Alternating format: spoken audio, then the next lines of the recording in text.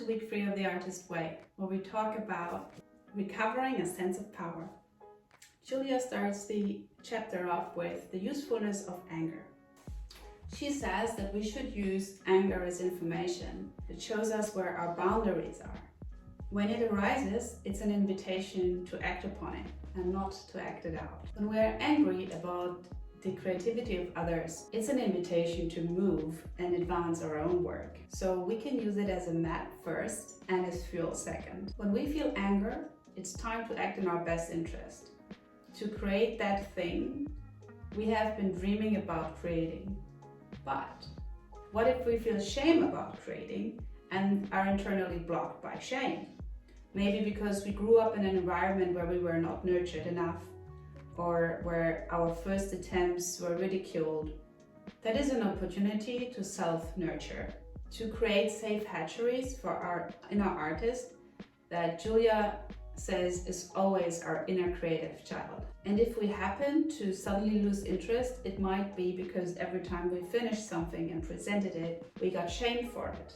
So finishing and presenting an artwork might create a trigger we're avoiding by not finishing and not presenting.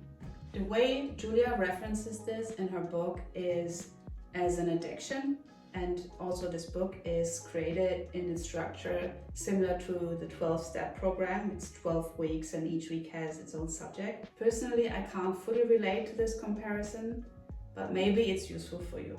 Certainly when we grew up in an unsafe environment, or maybe even school or art school became an unsafe environment, we can create these safe spaces again for ourselves at any given point by using the tools Julia prescribes in her addiction program. Let's talk about synchronicity, because what happens if our dreams, our big juicy dreams, actually got answered? Because for some people that's scary. It's scary because we're not alone in the universe. There's a thinking, feeling substance that reacts to our dreams and desires. So what is the reward if we stop staying small and playing it safe? We can do this in little steps at a time and experience the universe answering also in small steps by opening doors. We learn step by step to allow opportunities and align with them. Let's just commit to a dream. Ask what if and see what happens. We figure out the what and we commit to it and make little steps in that direction and let the how fall into place. There is a beautiful quote by Goethe in the book. Whatever you think you can do or believe you can do, begin it. Action has magic, grace and power in it. But criticism might not always be in the past. It might also be part of the present. So how to deal with criticism? So first, we must learn to listen and to separate constructive and unconstructive criticism. The constructive criticism emerges with an internal aha experience. The unconstructive criticism can leave us feel dismissed or ridiculed. If we are not sure which of the two it is, we need to be alert and take in the full feedback. Investigate, keep the parts that are valuable, internally defend against the parts that are not valuable, and most importantly, continue working. The next bit is a little bit of detective work, where we investigate what comes up when we finish a sentence about our experience. I'm going to read them out to you, and you're most welcome, if you want to do this along while I read, to take a pen and paper and just hit pause every time I look up. My favorite childhood toy was. My favorite childhood game was. The best movie I ever saw as a kid was. I don't do it much, but I enjoy. If I could lighten up a little, I'd let myself. If I weren't too late, I would. My favorite musical instrument is. The amount of money I spent on treating myself to entertainment each month is. If I weren't so stingy with my artist, I'd buy him or her. Taking time out for myself is.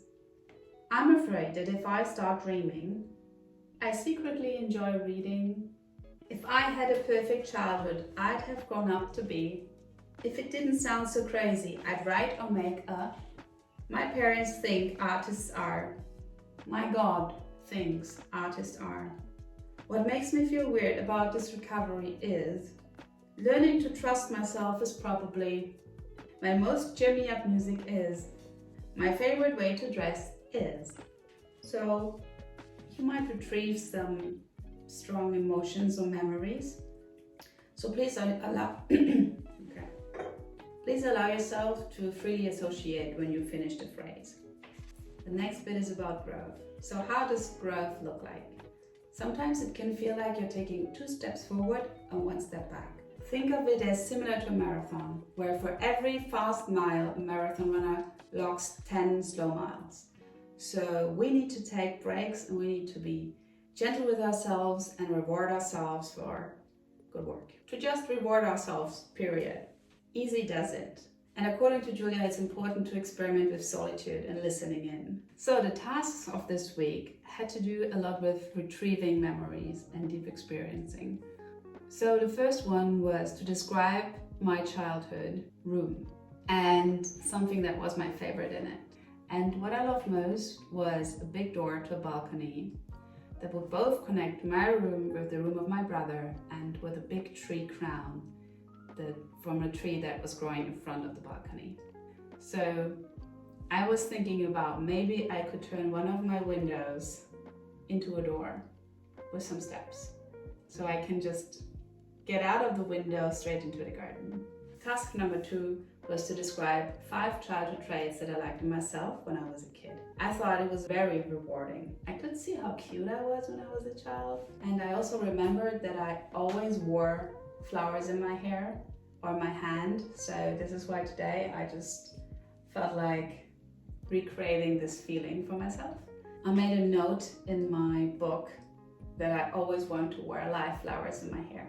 Task 4 was about our habits and to examine what interferes with our self-nurture and might even cause shame. So I realized that I had a habit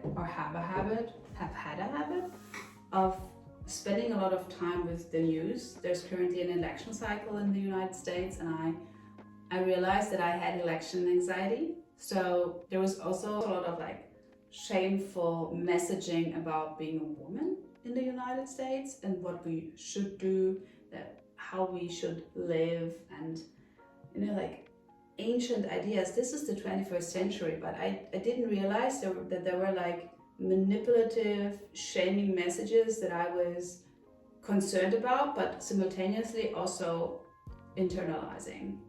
So that was an interesting observation for me. And I have now decided to limit the time that I will follow the news. I don't care. I really don't care. So I'll stop consuming messages to the opposite. Task number 7 is about our inner compass. We should do an artist brain activity and listen in. I decided to paint for 1 hour and just see what happens and not distract myself with anything else, to just do that and really be alone with my painting.